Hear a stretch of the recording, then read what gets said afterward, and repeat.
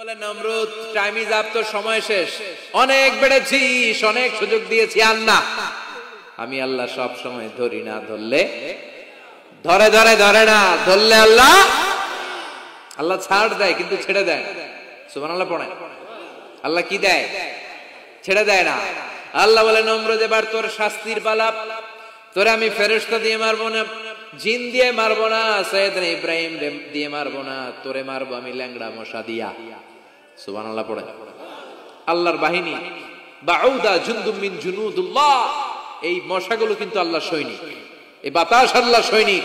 50 আর 70 kilometre বেগে যদি একটা বাতাস বয় সব শেষ হয়ে যাবে, ঠিক কিনা? এই জলোচ্ছ্বাস গুলো আল্লাহর সৈনিক, এই ভূমিকম্প আল্লাহর সৈনিক। ছোট্ট একটা ল্যাংড়া মশা নমরুদের নাকের ভিতর দিয়ে ঢুকে কামড়াতে শুরু করছে। নমরুদ লাফাইতে শুরু করছে।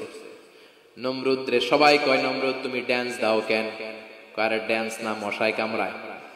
মশারও কামড়ানো বাড়াই দিছে নমরুদ, এবার I M A disco dancer, disco dancer হয়ে গেছে, খালি লাফায়, খালি ডান্স দেয়।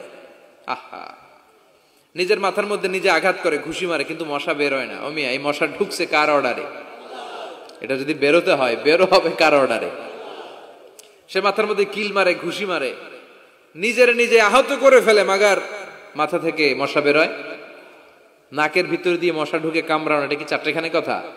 শীতকালে যখন কাঁথা গায়ে দিয়ে শুয়ে থাকি, মশা যখন পন পন পন পন করে কানের সামনে, খারাপ লাগে না? আবার কাঁথা টাথা সরিয়ে আবার শুয়ে, আবার বন বন বন বন। তো কানের সামনে পন পন করলে যদি আপনার এত কষ্ট লাগে, নমরুদের নাকের ভিতর দিয়ে ঢুকছে, মস্তিষ্কে কামড়াচ্ছে, ওর কেমন লাগে? নমরুদ আর পারে না, অসহ্য, নিজের নিজে মারতে মারতে হাত পা কপাল সব লাল করে ফেলছে।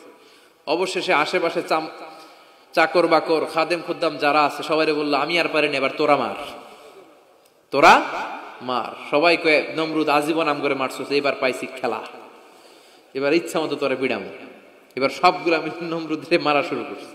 মারতে মারতে বেহুশ, মাগার মশা বেরোয়। এই মশা ঢুকেছে কার অর্ডারে?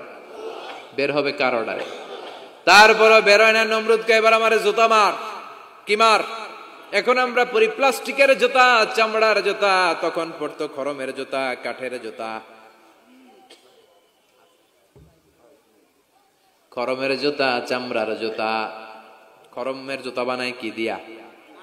কথা কন, চিনেন? এবার ক্যামেরা জুতা মার।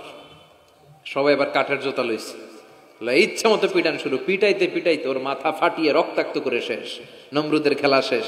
নমরুদের খেলা যখন শেষ, আল্লাহর সৈনিক ওই ল্যাংড়া মশা নাক থেকে বের হয়ে শূন্যে উড়াল দিয়েছে। চিল্লায় পড়েন আল্লাহু আকবার।